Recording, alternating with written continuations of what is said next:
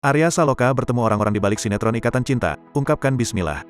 Arya Saloka dirumorkan bakal kembali ke sinetron Ikatan Cinta. Hal itu setelah Arya Saloka kedapatan bertemu direktur casting MNC TV, Bhakti Tama. Arya Saloka juga bertemu dengan sutradara dan produser film, yakni Ruben Andrian dan Emil Bias.